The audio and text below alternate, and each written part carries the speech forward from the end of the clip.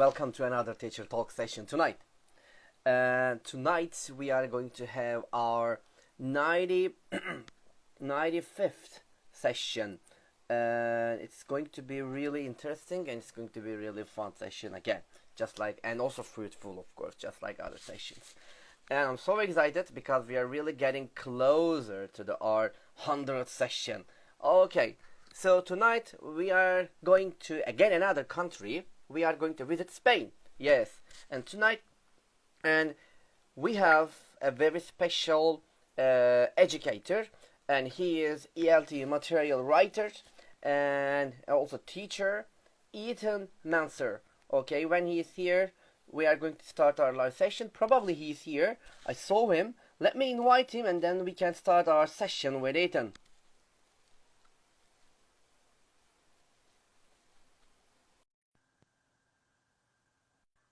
I have invited him. Yes, I'm waiting for him to join. There he is. Yes. Hello, Ethan. Hi, Volkan. How are you? I'm fine. It's great to see you. And I would like to say thank you to accept my invitation to Teacher Talks and being my guest for our 95th session. Yes, 95. It's very impressive. Yeah, I know. You're getting very close to 100. Yeah, very close. After 5 weeks, yeah, it's 100 sessions. You're gonna have to find someone really special for that 100 sessions. I'm trying.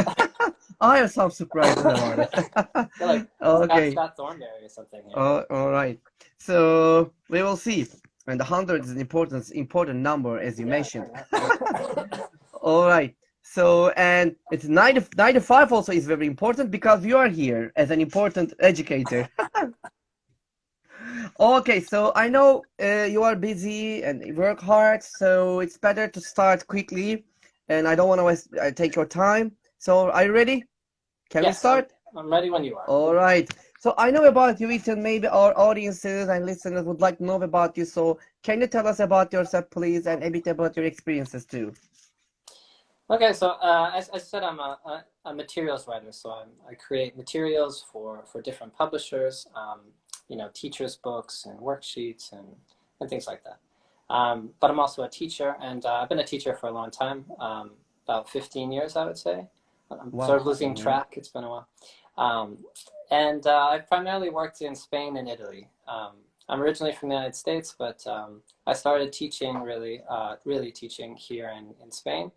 And then I sort of moved to Italy for a while, and I moved back, and now I live here in Madrid, and I work for a big language school called International House, which I'm sure you are familiar with. They have schools all over the world, and it's a private language school. It's a very big one, but I'm sure many teachers will be familiar with that type of school. We teach young learners, we teach adults, we teach business English, we teach exam preparation, we do a bit of everything. So that means that we teachers at that type of school have to do a lot of different types of teaching.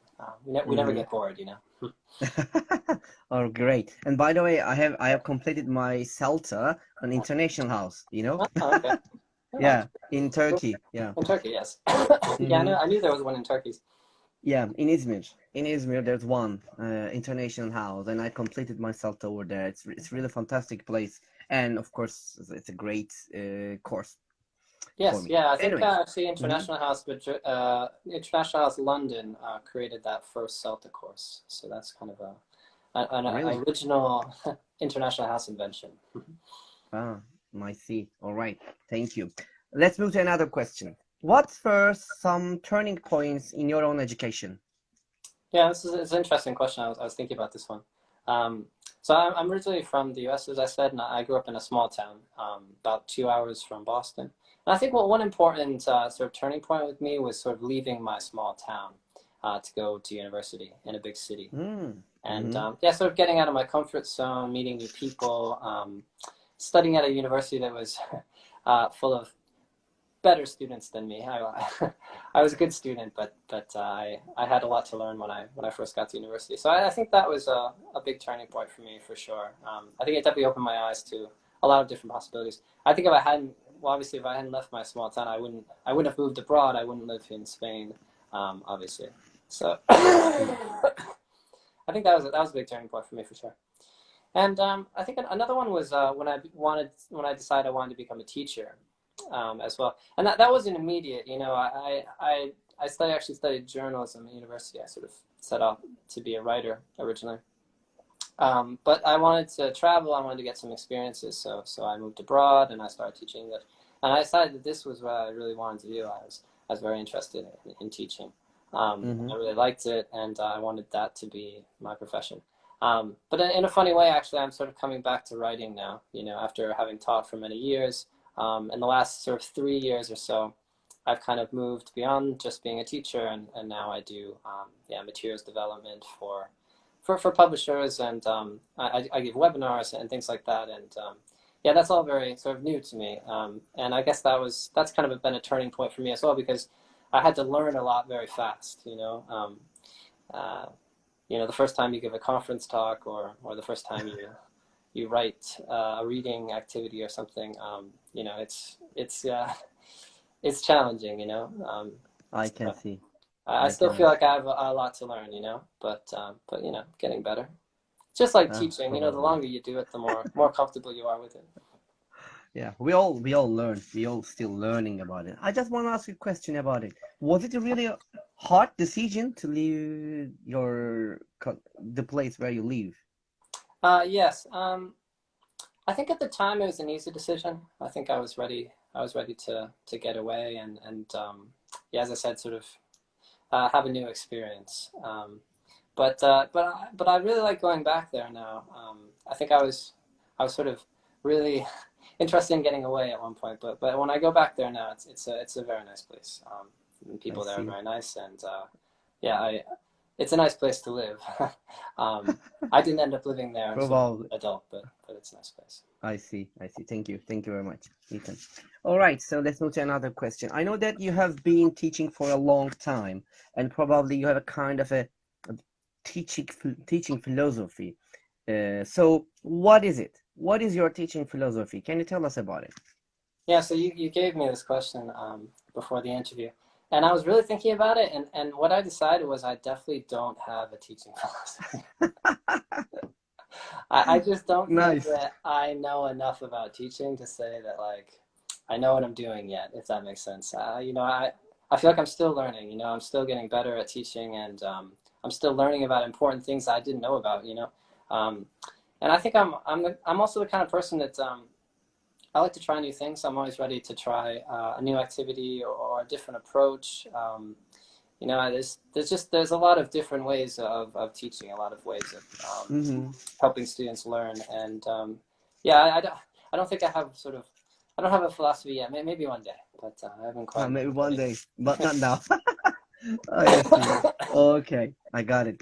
All right, so let's move to another one. So, as you know that we finished the 2021, and so we are in now 2022, and probably you have some expectation about 2022. So what are they? What are you expecting from 2022? Well, so as I said, I sort of write materials, and yeah, I'm looking to keep doing that and maybe work on bigger projects. So, for example, I've written some teachers' books and things like that, but I haven't written a student's book yet. That would be kind of my next goal in terms of my professional development, in terms of me as a writer. So I don't know if that's going to happen in 2022, but but I would like it to happen at some point. That would be a nice challenge for me, and yeah, that would be a nice project to work on, I think. Right. So maybe in 2023 we will see your name on a course book that we use maybe in our classes. Maybe. I hope. Fingers crossed. But if you do, please let me know it. I would like to see it. I'll let you know. All right. Okay. Thank you, Ethan. So I know that you have been working you live in Spain for a long time. So can you describe us? How can you describe working in Spain to us? So I don't really know how to compare it to other countries. I've worked in Italy, and I've worked in the UK and the US a bit at sort of summer camps and stuff. But I've spent most of my time here in Spain.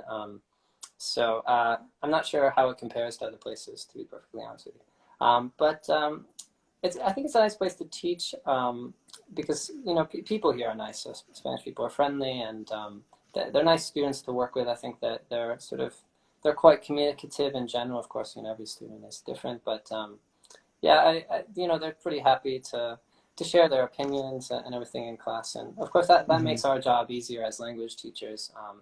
If students are happy to share their experiences and their opinions, that definitely helps us Definitely. help them become better language speakers or language users, for sure. And Hmm. yeah, no, it's a nice place to work. As I said, I think that a lot of good teachers have ended up in Spain. I think this is good weather, good food.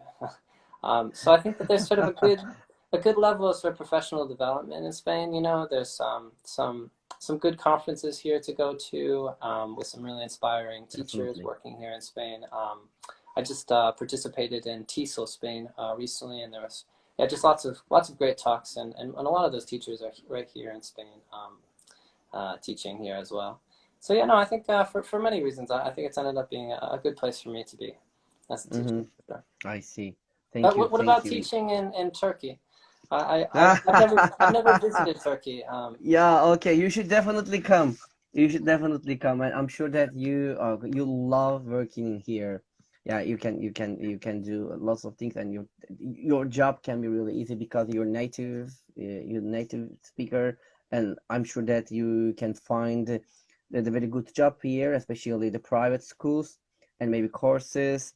They are really looking for the native speakers of English, and also probably the environment you I can hope find they're it looking relaxed. for. I hope they're good. I hope they're looking for good teachers. I'm not sure. I'm not sure being a native speaker makes you any better teacher, to be honest.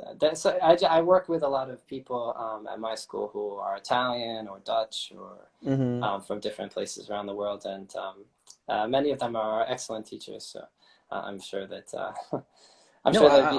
I hope they would uh-huh. be welcome as well. Yeah, of course, they're all welcome as well. They of course foreign teachers and our also. I'm Turkish, and I teach. I'm teaching. Try to English is in Yeah, a way, of in a course. good Yeah. way, No, there's and so lots of lots really of, inspiring teachers like you that are teaching English, yeah, a lot of English teachers, language.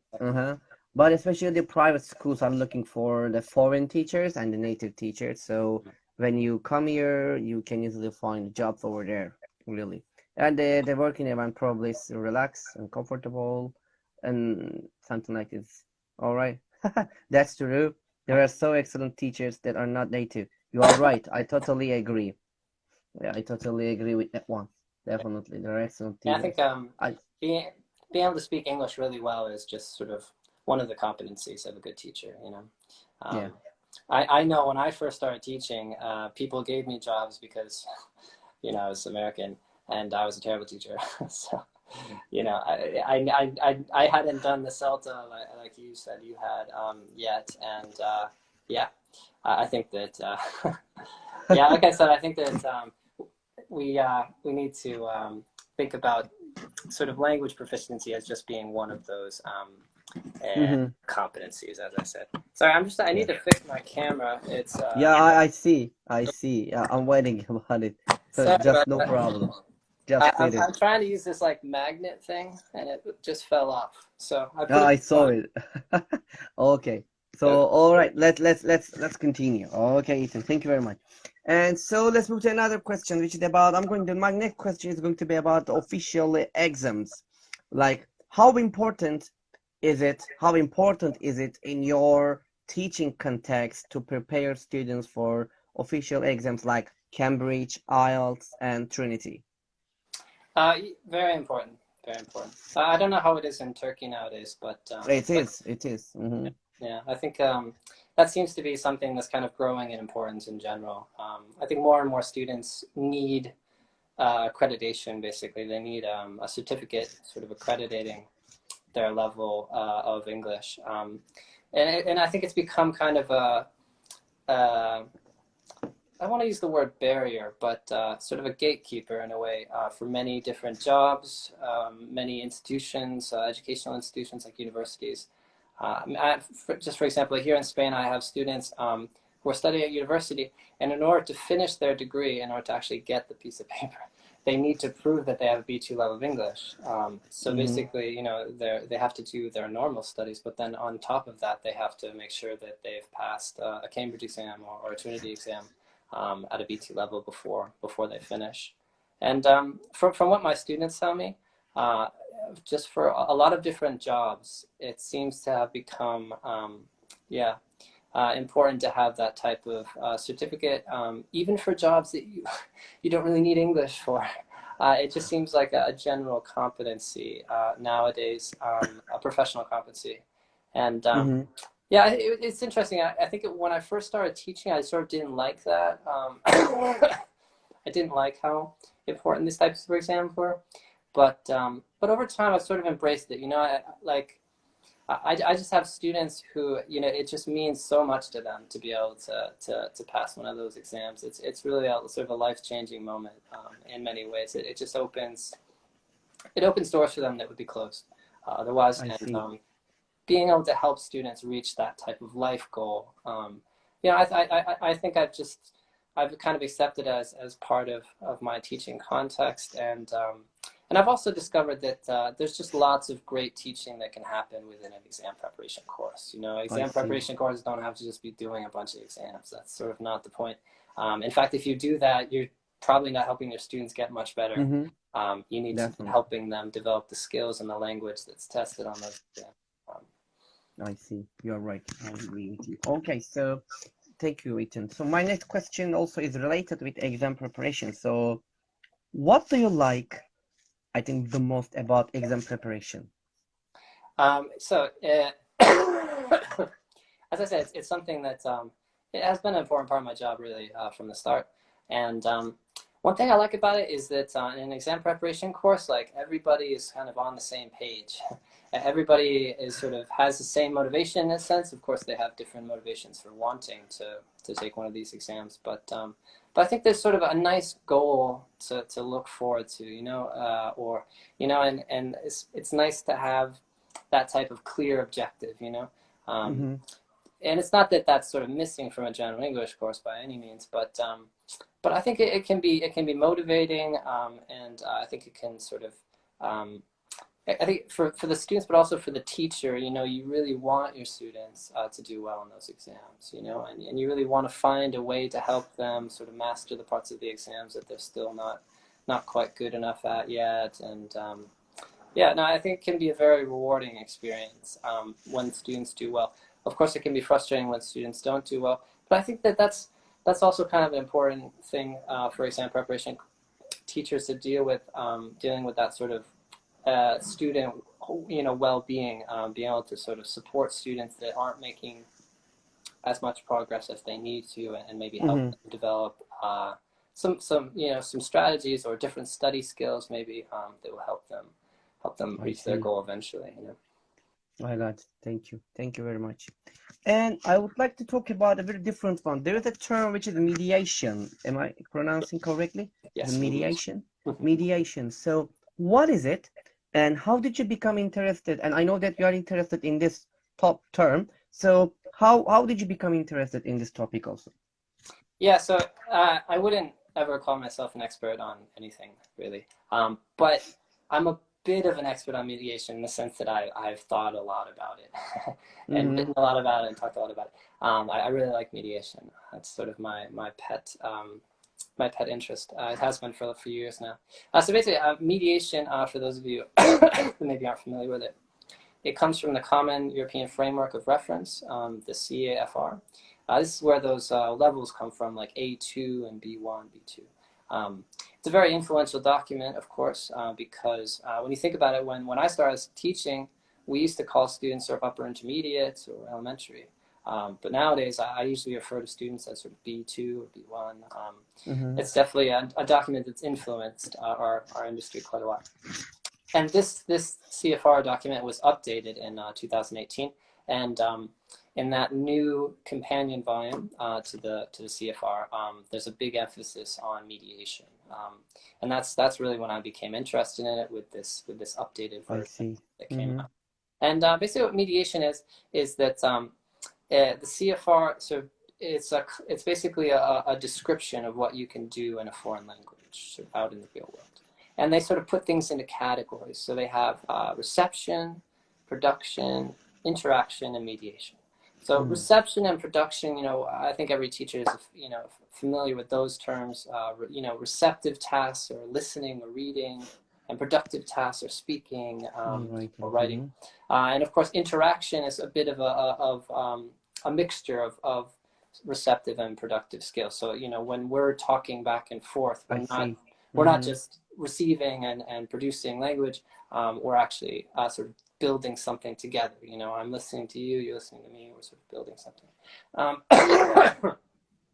So those are the first three. And the last one is mediation. And that's kind of the one that people are a little bit less familiar with. And basically what mediation is sort of a combination of the other three.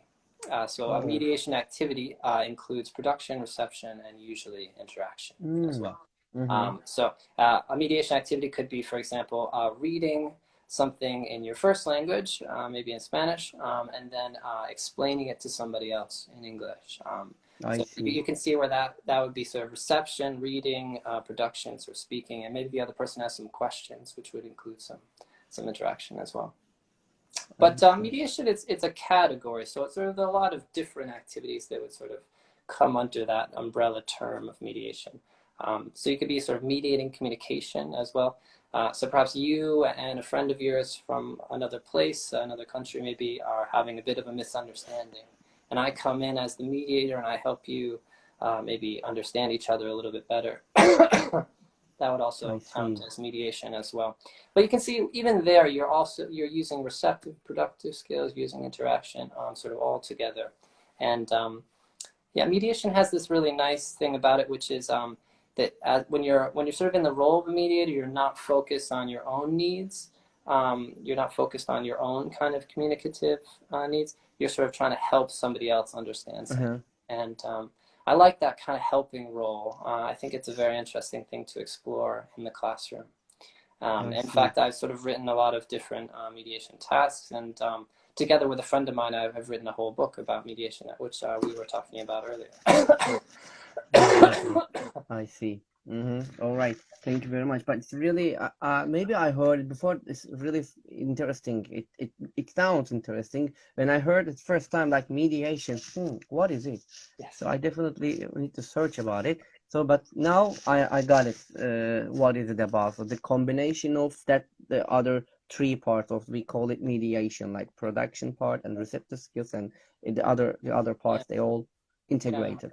Yeah, exactly. So when you think about, like, if you have students working in groups in class, they're sharing ideas, they're maybe explaining things to each other, and they're sort of, they're all working together to kind of reach a new understanding of something.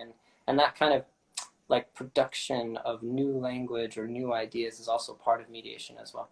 So it's a nice sort of area of language teaching to explore, a nice sort of group of skills. I see. Okay, thank you very much, Ethan. So I know that you have a book, and you have just, I think it's a new book that you have written with a colleague, I think you have written. So can you tell us about your new book, which name is Activities for Mediation, and what is the aim of it, and how can teachers get it? Yeah, so I was going to just show you a copy of it. Yeah, that one. Yeah, it's from Delta Publishing, which I'm sure teachers will recognize as a place that publishes a lot of very interesting books, kind of about innovative sort of new topics. And I think that's one reason why they were interested in our ideas about mediation, was because it's a relatively new term, and not all teachers are familiar with it yet. So. It's basically a resource book. Most of the book is activities to do in class, and they include worksheets and sort of procedures and ideas for, differentiation and how to teach the activities online. We've included sort of lots of different ideas in there, but because mediation is sort of this new thing that maybe not everyone knows about, we've also included sort of a long introduction that really explains mediation and the different types of mediation. And we've also included sections for helping students develop sub-skills in mediation, for example, summarizing or using examples, these types of sub-skills that you often use in mediation tasks. And Mm-hmm. we've also included a section about how to assess mediation in sort of a formative way in class. So this Oh. idea Mm-hmm. of, what can we do in class to help our students get better at mediation, sort of what kind of feedback we can give them that's useful and positive. I see. Mm-hmm. I see about it. And there are comments here. Can you share the link of it, please? After the live sessions, I will share where you can get the book, which is Delta Publishing. I will share the link here on my page so you can get it from there. And another one is it says seeing this term mediation in Professor Widowson views on language teaching views on teaching. Probably you should, and it's as Ethan mentioned, it's a new term, as you mentioned here. So probably I'm Yeah, sure that. so I'll just correct that. So it's not a new term in the sense that it has been used in education for a long time. It sort of goes back to Vygotsky, for example, and the social Oh. theories of Mm-hmm. learning. Um, and it's been sort of around, and the sort of educators like Widowson and others have sort of looked at mediation as sort of what teachers do. So we kind of mediate things. You think about it, we read about grammar and then we explain it to our students. So we're sort of acting as mediators. But basically what the difference is that the CFR has kind of reconceptualized mediation as a competency for students to develop. So the CFR is sort of focused on how we can help students develop those skills rather than sort of teach. Mm-hmm. And that's actually another thing that I like about mediation is that in a mediation activity, you're often asking students to do something that we would normally associate with a teacher, sort of leading a group or explaining something, simplifying something, making something easier to understand. So that's another thing that's I think is nice. Another nice thing to explore in the classroom. I see. Thank you, Ethan. And I know that you write materials for language classes. Is it difficult to write materials for ELT lessons? And can everybody write ELT materials? What do you think about it? So to answer the second question first, I do think that everybody can write materials. And in fact, I think most teachers do write materials, even if they might not label them as materials. I mean, Mm-hmm. every time a teacher sort of takes a course book and adapts it a bit, maybe writes their own questions or sort of takes the material and does something different with it, they're essentially creating, materials. They're creating activities to do with their students. And I think that's part of being a teacher is sort of adapting material to the needs of our students or their learning preferences. Mm-hmm.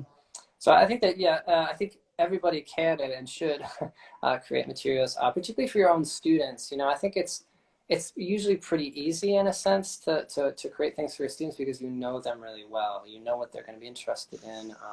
You know what their needs are. However, I would say that it's actually quite difficult to create materials for sort of big publishers that are going to be selling the material in lots of different sort of parts of the world and lots of different countries. Because as a writer, it's just really hard to know exactly what's going to work well in China or in Turkey or in countries that I've never visited, and I just Uh-huh. don't know that much about. So developing an awareness of sort of the types of materials that are going to work in like a global kind of product, like the ones that I sort of work for usually. That's been challenging.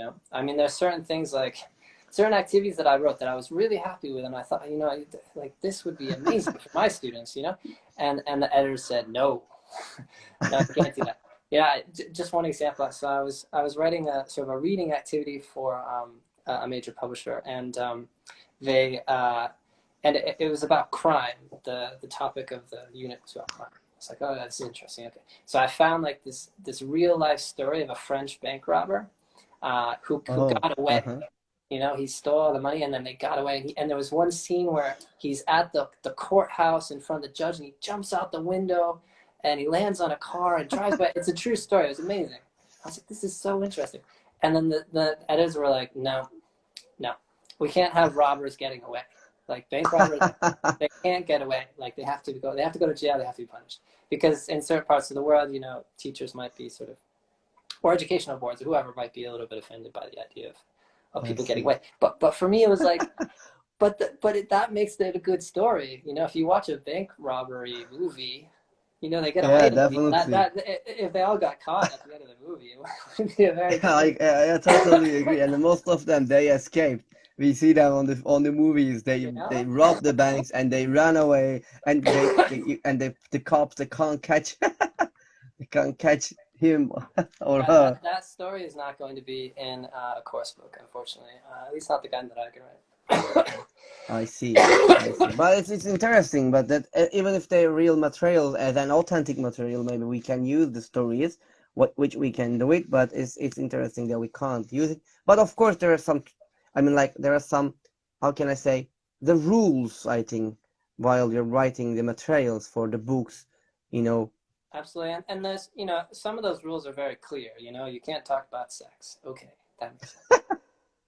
And you know, you can't talk about pork, for example, because you know some people don't eat that, and so you Uh-huh. know there are lots of them that I understand. You know, that's I completely understand. But sometimes I'm surprised. You know, so sometimes there are things that I never would have expected.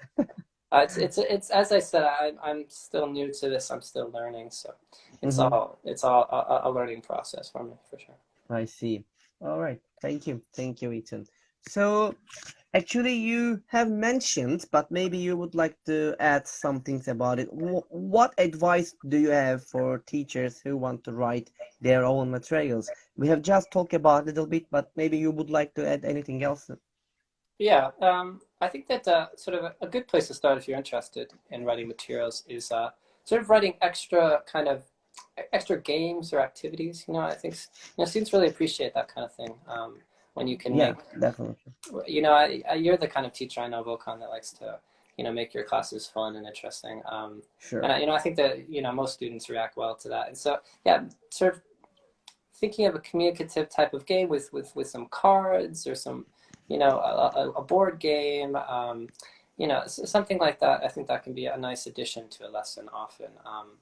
And yeah, I mean, this is the kind of thing you usually find it kind of in the back of teachers' books and stuff. But I think teachers, you know, it's not hugely challenging to create that kind of thing. You know, and the other thing I was going to mention was that I think looking at materials can be really helpful. You know, if Mm-hmm. you're gonna if you want to write poetry, then you should really be reading poetry. If you want to Yeah, play definitely. jazz, you should probably be listening to a lot of jazz. Same is true of writing sort of materials. You know, like looking at what's in your course book or in the teacher's book or wherever, or in these supplementary sort of resource books that are available to us, and seeing the type of activity that you like, you think is interesting, and then maybe trying to recreate it. Um, about a different topic or to practice a different grammar structure or something like that. I think that can be a very nice place to start if you're interested in sort of creating materials for students. I see. All right, thank you. Thank you very much about it. And I know that, the most of the time, when we prepare our materials, they always ask us, please use some original materials and please bring some original things that you use in the class, not like copy from others or something like this. In this case, and the authentic materials comes up, I think, if I'm not wrong. So how do you adapt authentic materials in English language teaching? Yeah. So I've used a lot of authentic materials over the years. In fact, I'm doing a course right now. It's a C2 level course, and we have 2 lessons a week. And for one of the lessons, I just create something from scratch using authentic materials. Mm-hmm. Because I think for that level, like a high level, you really need to be getting students to be thinking about all of the authentic materials that they could be reading or listening to. And yeah, it can be a lot more interesting as well because the topics are fresh and interesting, something from the news that can easily be turned into a classroom activity. Um, but of course, it's true for elementary students as well. You know, it can be really interesting and motivating to be using authentic videos or audio from a podcast or something. So in terms of advice for using authentic materials, I think there's sort of a maxim, which is adapt the task, not the text. So if you find a very interesting video, but you think it's going to be hard for your students, there's sort of nothing you can do about the video unless you're a brilliant sort of video editor, which of course I'm not.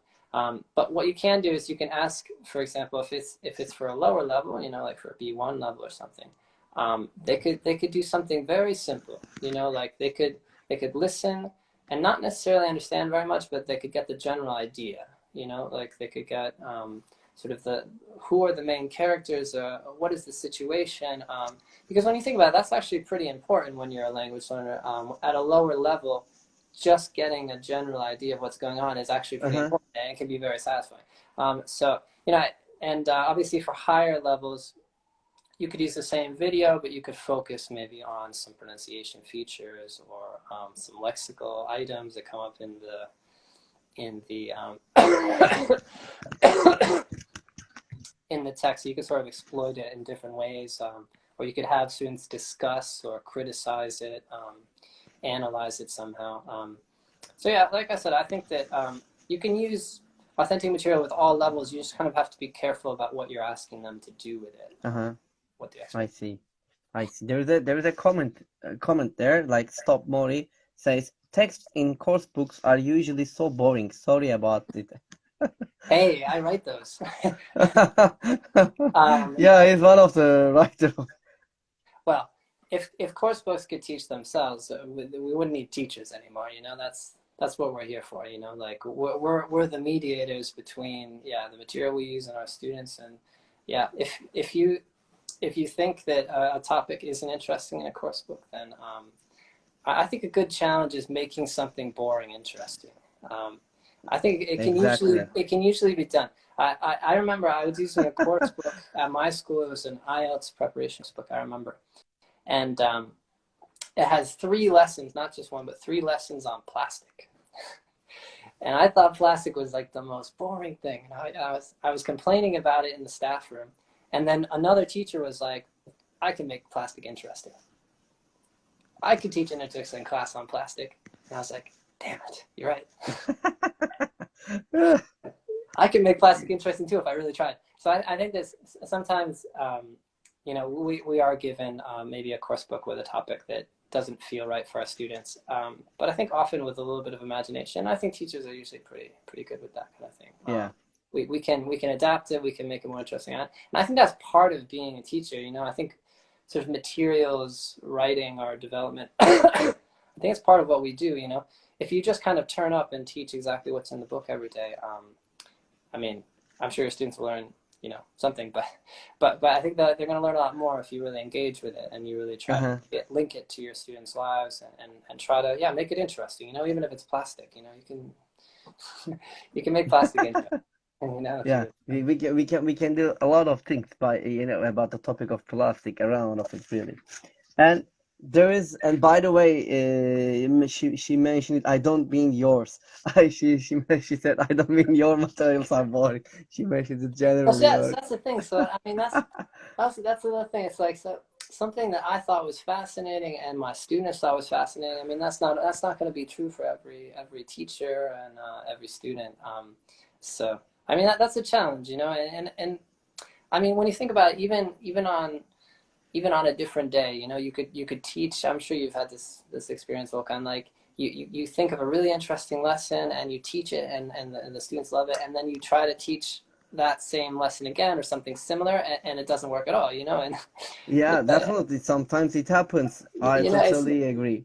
You know, like I think, and I think that, you know, being a teacher, you have to be willing to kind of adapt, you know, right there on the spot. Sometimes you have to be adaptable. You have to know when things aren't working and try something different, instead of just kind of just going forward with what you intended to teach that day. Because, you know, sometimes what you plan just isn't gonna work. You know, you're gonna have to take the lesson in a different direction.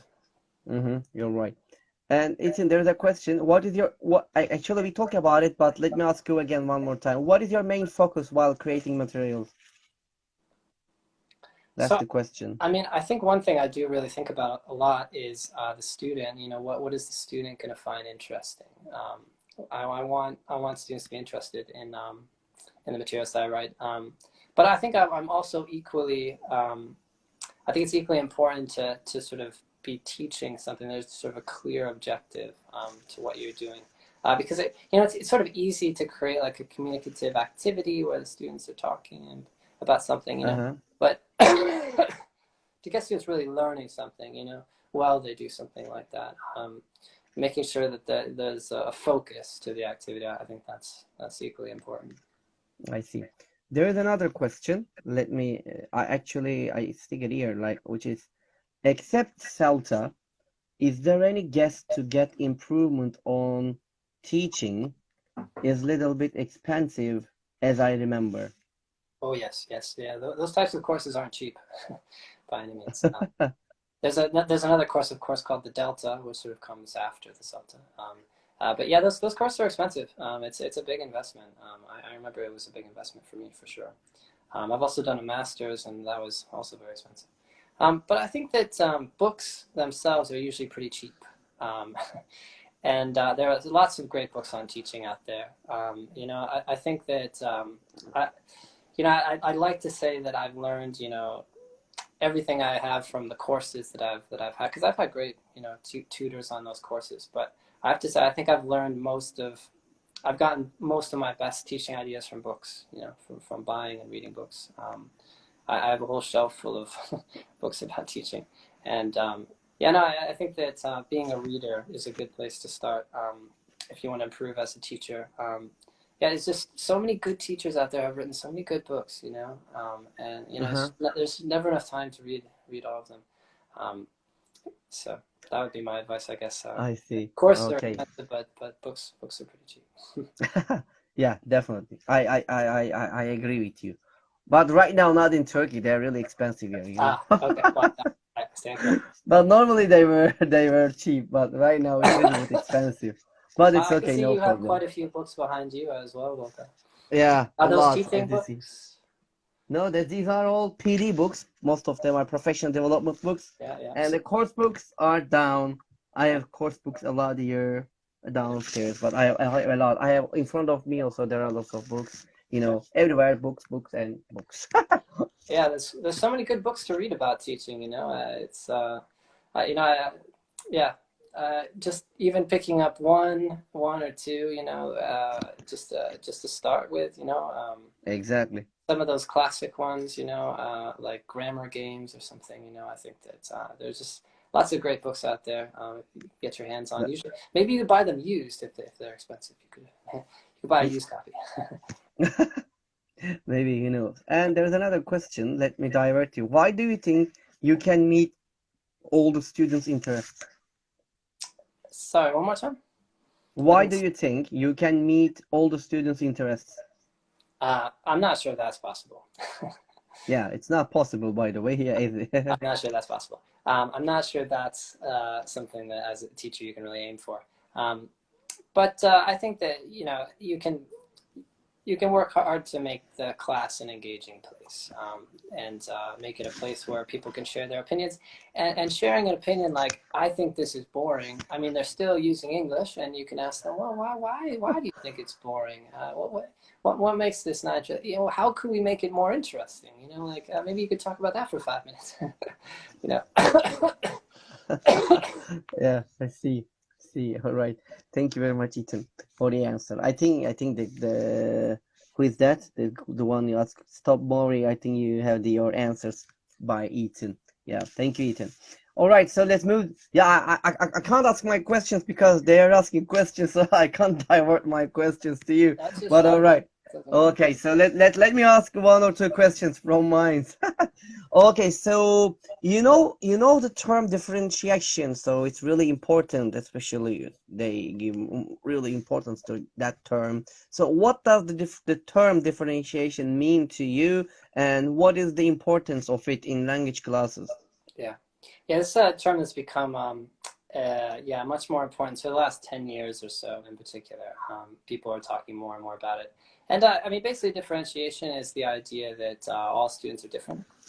and that they all have sort of different needs and different preferences, but also sort of different levels as well. So, I'm sure you said you teach in a middle school, right, Volkan?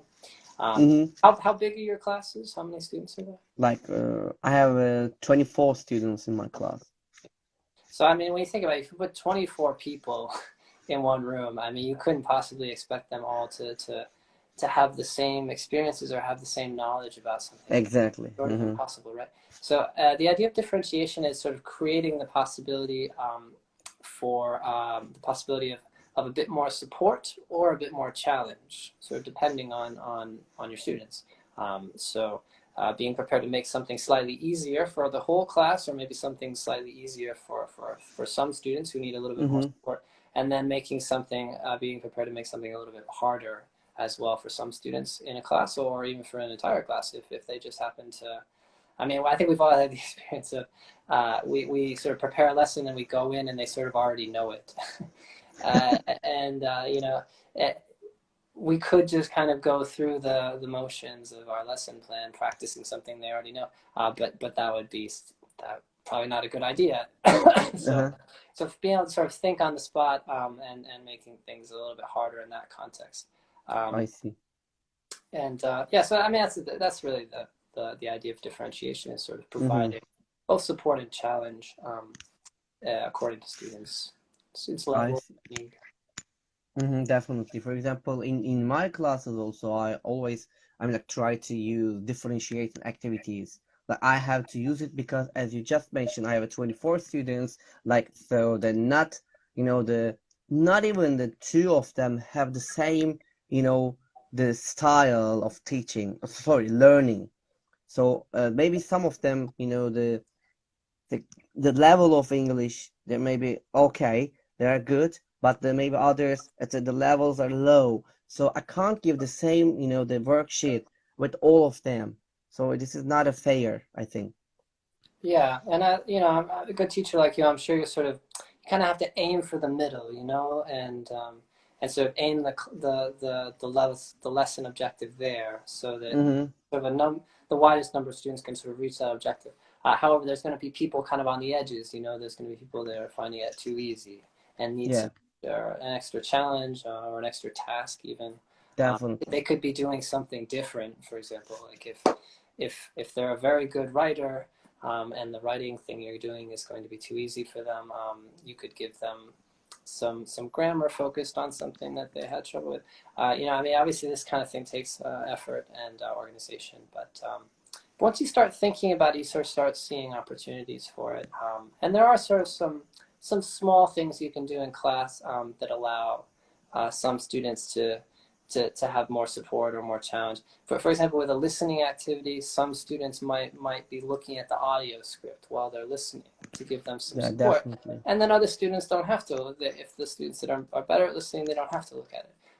That kind of thing, or allowing students to kind of compare their answers afterwards can be a nice differentiation task as well. So like the stronger students can kind of explain things to the weaker students, Mm-hmm. and I things see. like that. So yeah, there's sort of little sort of things that we can do in class to make sure that we are, at least in theory, trying to address I all of the students in our class at their level. Mm-hmm. I got it. I got it. Thank you. Thank you very much, Ethan, about it. All right. So let's move to another question, which is like, probably when you explain about your experiences or give some examples from your experiences of teaching, like probably you mentioned, the good ones. But now I would like to ask you the vice versa. Can you tell us one of your bad or challenging teaching experiences in your career?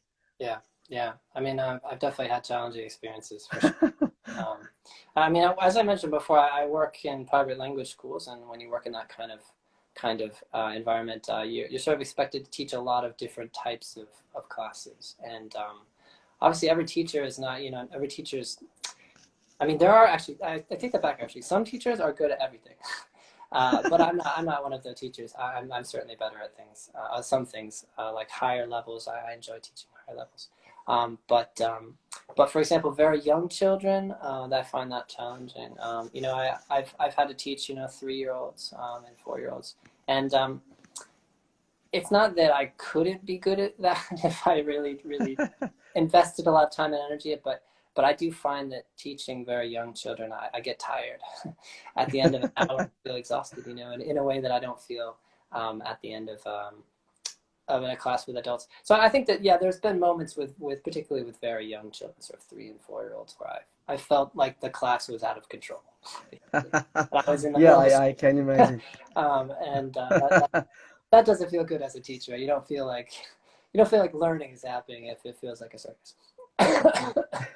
It's really hard and difficult. I can imagine. We have teachers in our school, so I know that some of the teachers that I do teach in the 3 years, like 3 years or the 4 years old kids. So it's like sometimes you can't control it. Sometimes sometimes the lessons are out of control and you don't know what to do, and you're going to face really difficult points and the times about it. But it's normal that it's sometimes you need to find a way to do it in a better way, and you look the things in a positively. Absolutely, and like I said, like I have tried to get better at that over the years, and I think I certainly have gotten better. But yeah, when the first time I had that type of age in class, it was very challenging. But yeah, but I mean, as you said, some teachers are very good at it. They can just keep their calm, and I mean, you walk into their class and they're like 25 kids all working together. Maybe they're doing something in groups, and you're like, oh my God, this is amazing. Like, how is that possible?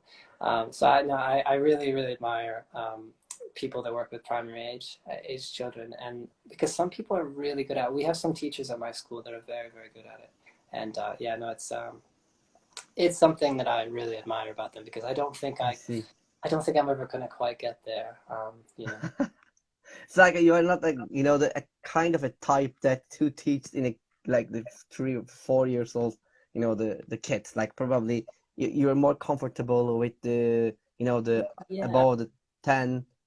Yeah, Like I mean, this. like 8, 9, 10, that age range, I'm pretty comfortable with. I'm teaching a group right now. I think they're about 10 or 11, and no, I'm very happy to be working with them. They're wonderful kids. At that age, I know I know what I'm doing, but when it gets a little bit younger, that's when it starts to get more I see. for me, for sure. All right. So let me ask you another question, which is related about superpowers. I really wonder what are you going to say about it. If you could have one superpower to use in the classroom, what would it be, and how would it help? I would like to read minds. If I could read minds, Ah, I could know what my students were thinking. That would be amazing. Because sometimes it's like you look at your students' faces and you think, oh, I don't think they understood what I said, or they look bored. And then you sort of ask them a question. You're like, no, actually, they did understand it. They were just distracted, uh, or, or yeah, like, yeah. Sometimes it's just hard to know exactly what the problem is. Like maybe you've explained something, and the students don't understand it, so you sort of explain it again, and you think you've done a better job the second time, but they still don't explain it. It's like, what part of this activity do you not understand now? I don't understand. So you try it again, yeah, mind reading would be very, very useful sometimes. Very useful indeed. yeah. It's really one of my dreams. I think I can say that, to read their minds, what's going on in their minds while I'm teaching. or to know what they don't know and what they do know. If you could know that, that would be very useful too. Because sometimes you go into class and you think, oh, this is going to be easy. It's going to be review. I don't have to spend a lot of time explaining it. They're going to get this. And then you explain it and nobody understands. You're like, oh. I see. Or And something's completely new and you thought it was, something they would already know. Or vice versa. You walk into class and you think, oh, I have something new to teach today, and they already know it. So it's not so new after all. I see. And there's a comment. It says, I think she says here, I wouldn't recommend to read others' mind. If you see the comments here, but we just wanted to read something related with the educational side, okay? Like in the lessons, not the other things, okay? It's true. You'd probably get a lot of extra information that wasn't maybe not into here. Yeah. Yeah. Maybe sometimes. I see. All right, let's move to another question. Okay, so Eden, can you tell me 5 adjectives that describe an effective language teacher? Yes, I prepared this. I didn't think I could remember 5 words. Oh, no problem, of course. So Yeah, so mine What? they're not all adjectives actually. Okay. I kind of cheated. So the first one is to be a good listener. All right. Good listener. One. I think it's Mm-hmm. easy to talk a lot when you're a teacher. I think it's harder to listen, and listening is really important because if you're not really listening to your students, then you don't always know really how to help them. You know, and because it's easy to listen just enough to hear errors to correct and say, Mm-hmm. oh no, it should be spent instead of spended. Um, but I think it's harder to listen for good things, to listen for something that somebody said that was really good, and you can write that down and maybe put that up on the board and say, this was a really nice piece of language here, and I think everybody could learn this phrase. I think this is a really good English. I think listening is very good. Mm-hmm. All right. Very good for teachers. Also, being patient. Number We've, two, we've, patient. Okay. we've Mm-hmm. patience. Yeah. We've talked about sort of teaching children. I think in particular with children, but also with adults, because sometimes the adults can be frustrating in different ways than children, and that can actually be a little bit more difficult to deal with actually I see. with adults, because you can't just kind of be the teacher and tell them to go sit down or something. I think patience is very important. Keeping your calm, yeah, Uh-huh. that's very important. And yeah, I mean, I think that learning a language is a very frustrating process, and Yeah, being sometimes it is. patient with students, and it's true that we just taught that yesterday, and they're still making the same mistake, still making that same mistake, but that's part of the learning process. You have to keep making that mistake and then keep being corrected until you can finally Uh-huh. if I say it correctly. Okay, so I'm going to keep going. So I think it's important to be adaptable, which is another thing that Number three is adaptable. Uh-huh. like I said, sometimes when you go into class, whatever you had planned is not really working very well. So you have to be willing to just step out of your comfort zone, step out of what you planned, and be willing to take the lesson in a different direction if you need to do that. Uh-huh. Or sometimes you see an opportunity and be able to seize that opportunity and say, okay, that is more important than what I planned today. I think being able to recognize that and being willing to sort of jump at those type of opportunities, I think that can be I important. see. And yeah, organized. I had that. Four. Uh-huh. Number four is organized. All right.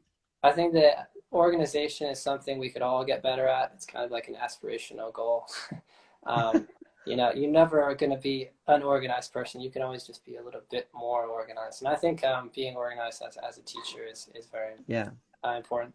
And my last one is to be And the last one, yeah, number five. my last one is to be a reader. To be a good reader. As I said, I feel like I've learned so much from reading these types of books that you have on your shelf behind you.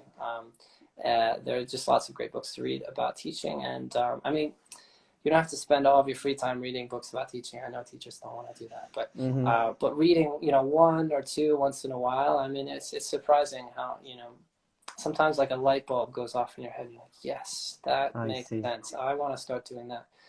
That's an activity I want to do with my students, or that's something I want to focus on. I see. Thank you for the five excellent adjectives and the words and the comments about the teaching effective language teachers. Thank you very much. And I don't know, John says here, language learning is a long and painful process. Definitely. But rewarding as well. And I think that's, anything that's difficult is also rewarding. I see. And there's another comment here. To keep calm, take a deep breath. Definitely a smile on your face here like this, and a count to 20 silently and hope it works. Like especially when you're tired and you really need a coffee. Oof, yeah, sometimes. Yeah. Thank you for the tips. I don't know, John. All right, so let's look at another question. Probably you have read, lots of books in ELT. So, what books do you suggest to us to read about ELT? Yes, so I brought some books for you. So actually, the first one is your book, probably. Yeah, if you wanna read this book, it's a good one. But a better one, really, honestly, is this one. It's called Grammar Games. I actually mentioned this earlier. Wow. It's a classic. I don't know when it was published. It was a long time ago. It was published in 1984, which is just 2 years after I was born. And it's by a legendary writer called Mario Rinvolucri. And for me, he's just a genius. He's like the Picasso of ELT. And, Uh-huh. you know, he just spent his whole teaching career like in class, trying out sort of different types of activities, innovative activities, and he just kept writing book after book, and they're all full of these amazing ideas. This is a classic one. This is sort of a bestseller by him called Grammar Games. Nice. But there's a newer one called Humanizing Your Coursebook. And this is kind of Ah, something we talked about earlier, is sort of making a connection between your coursebook and your learners, you know, and mm, that very interesting and that kind of great one. connection isn't always right there. You know, sometimes you have to work a little bit harder, um, and sort of in making your teaching about the students and not about the course book. You know what I mean? Like I that's sort of what he see. focuses on in this book. But he's written so many books. Any book by Mario Rinvolukri, I've learned lots of activities, but also just little tricks. And he's a good writer too.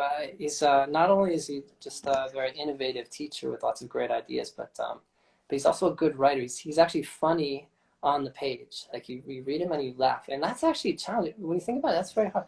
Being funny on the page, that's rare. Most writers can't do that, but Mario can do that. He do And that. I have one more. I don't know if you want one more, but Sure, another sure, of person. course. As many as you want, no problem. You can just show. just one more. So this is by Jim Scrivener, who's another Yeah, person whose work I really admire. I think Jim the Scrivener, kind of pioneer. Uh-huh. Mm-hmm. he's just great. And what I really like about his stuff is that it's just like very simple and very straightforward. It's like a lot of his activities or a lot of his ideas, like any teacher could just pick up and use, you know. And I think he's really good at just sort of seeing to the essence of what needs to be taught, you know, and really thinking about context for it or something like that. Anyway, the one book that I go back to a lot is called That's a really great Teaching book. English Grammar. Mm-hmm. And I mean, the title does not sound interesting, to be fair, but it's full of just simple, you know, ways of involving students in sort of grammar teaching. So it's not just you like blah blah blah rules. Mm-hmm. Okay, do some exercises. It's you know, it's creating a context, involving students in that context, and getting them to practice the grammar I that you want see. to teach them in a way that sort of kind of humanizes and involves their interests and their their experiences. It's a great book. I would highly recommend I it. see. Thank you very much. Thank you very much for all these recommendations. But don't worry about it. After the sessions, I will get all the books, photos from Ethan, and I will share them on my Instagram page, so you can check the books. And if you want to you can get the book from their publishing from their publishing company. Yeah, I You mean, can all see these it. books are available on Amazon or wherever people buy books nowadays. Yeah, It's always hard they to can find this get kind from of book there. in stores. I'd love to tell teachers to go to a bookstore and buy them, but that's not usually not possible. I So. see. Okay. All right then. So let's move to other questions. Just two questions left, by the way. Time flies, Ethan, you know. All right. Let's go to the next one. We finish the interview. Suppose that we finish the interview and you step out your home or office, wherever you are, and find a lottery ticket that ends up winning $10,000. Wow. What would you do? $10,000. A lot of money, huh? I mean, I'd like to say that I just want to keep it for myself and buy more ELT. But right in this moment, I think I would donate it to some type of charity related to what's happening in Ukraine. I think, particularly Mm-hmm. to the children. You know, there's just a lot of children whose education has been disrupted. Oh, I And see. you know, Mm-hmm. I teach kids, and to think about children not being able to go to class and not having that opportunity to continue their education, you know, it makes me sad. So I think that I think I would definitely donate to some I kind see. of relief fund. Yeah. I just want to give a clap for that one. Okay then. But okay. Let's go to the last question. Are you ready for the last one? I'm ready. And the hardest one. What is your motto? Yeah, I was thinking about this. I don't think I have a motto either. I don't have a philosophy, and I don't have a motto. I think if I was going to choose, I think if I was going to choose a motto, I'm just sort of thinking now. I think I would say be ready to try something new. That even if you've been doing something for a while and it seems to be working, trying something new. trying to teach the lesson backwards or trying to teach it in a completely different way. I mean, you know, I think it's easy as a teacher, particularly if you're working sort of with the same levels again and again, and possibly with the same course book again and again. It's easy just to kind of teach the same lesson you did, you know, last week or last year. But I've gotten, so I try to avoid that. I like to try to teach, you know, when I teach a lesson, I want it to be sort of a new lesson.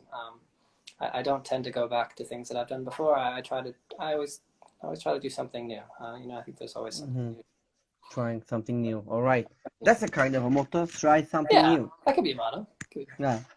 Okay. Thank you very much, Ethan. That's all my questions.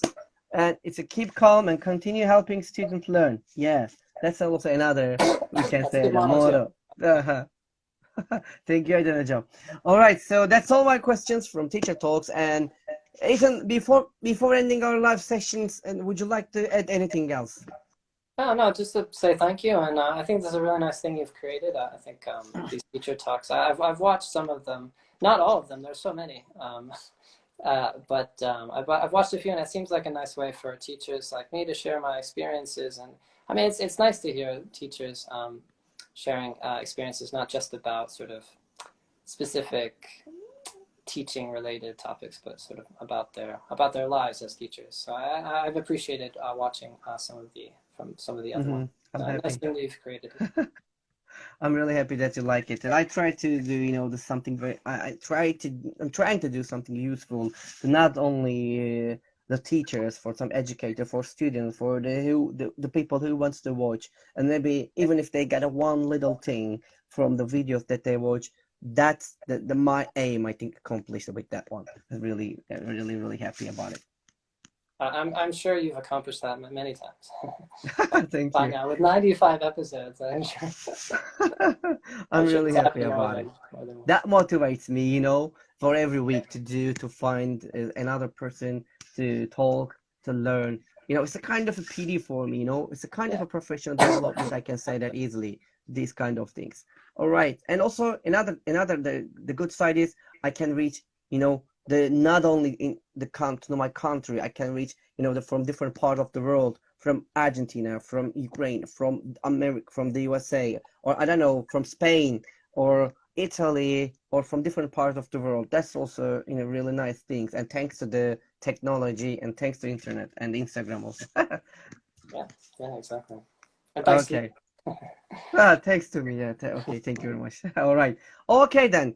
So that's all, and from my side, our teacher talks, and I would like to say one more time, Ethan, to being with us and to accept my invitation, and for your suggestions, for your ideas, and especially the most precious thing, your time. You spend it with us. That's really important and very kind of you. Thank you very much. And Ethan Mansur was with us tonight with the teacher talks 95, and it was really fruitful sessions, and I hope that you had enjoyed just like me. And we are going to be here next week at the same time on the same day with another educator from different parts of the world. And until next time, take care of yourselves, and wherever you are, good morning, good afternoon, good evening, and good night, and peace everybody until the next time. And bye bye. Take care of yourself. Bye now. Bye everybody. Bye everyone. Thanks.